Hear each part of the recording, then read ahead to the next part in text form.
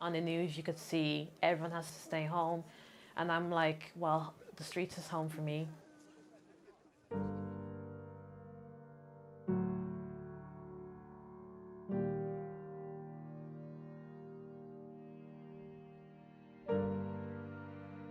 Domestic violence, it's something that I've always known growing up. So there's just always a lot of, shouting and, things that kids shouldn't have to see sometimes. I was bullied during that time as well in primary and secondary school. So it was just like going to school, being bullied, and then going home and that type of stuff. It was just like back and forth trauma. My illness is fibromyalgia, basically a disorder in like the central nerve system. So it affects your nerves, your bones. You're just in pain 24/7. So it can vary from still being in pain, but managing like the way I am now. And then other days it can vary to being bedbound or even being in hospital because you can't move. Unfortunately, I lost my job in September 2019 due to fibromyalgia. That was when I had my first suicide attempt. I've always said to myself, I'll be out of my situation trying to manage my mental health by summer 2020. And that didn't happen because the pandemic has messed up everyone's plans. I just didn't like winter because my dad would be more angrier and that type of stuff. December, that was my kind of last Christmas at the house. I went to my best friend's house at the time. I was couch surfing with him and going to college. And then I heard pandemic, and then I was like, oh no, it's grand. It's gonna only last probably 2 or 3 weeks. It's grand. That was the worst advice I gave to myself because I had to leave his house in March, and yeah, I was homeless from there. It was March 2020. On the news, you could see everyone has to stay in their 5K, everyone has to stay home. And I'm like, well, the streets is home for me.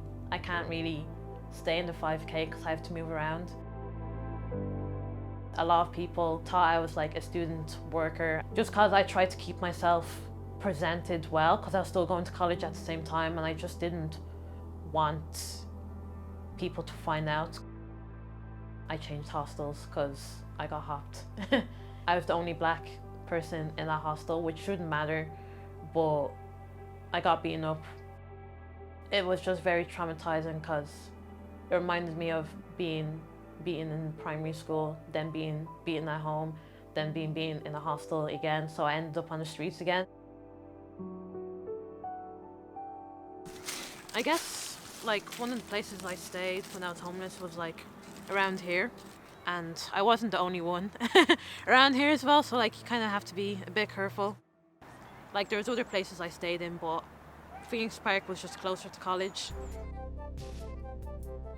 The only thing good that came out of the pandemic is me and my boyfriend. In April of last year, we connected on a dating app called Bumble. It still comes as a shock to people because I'm not really that type of person to date people, never mind go on a dating app while homeless. Basically opened up to him about my life. I guess I kind of did that kind of in a therapy kind of way, and he was just very understanding about that. So this is kind of my memory box for me and Brian. I have a newspaper article. This is us. I'm so happy about it. I feel like that's us. I think the theme was dating and relationships during the pandemic. In spite of the pandemic, I still would have become homeless, but the supports would have been easier. I got out of homelessness in September 2020. At the moment, I'm not eligible for any social welfare because I'm a student. I have to now consider dropping out of education to be eligible for social welfare payment, whether it's job seekers or anything, and keep my housing, or pursue my dream career but become homeless. That's basically my dilemma at the moment. I've chosen to stay in education. For me, it's just all the things I've gone through in my life. I just want to get my degree so I can try and be the change that I want to see in society and not let other young people go through what I did and not let young people fall through the cracks.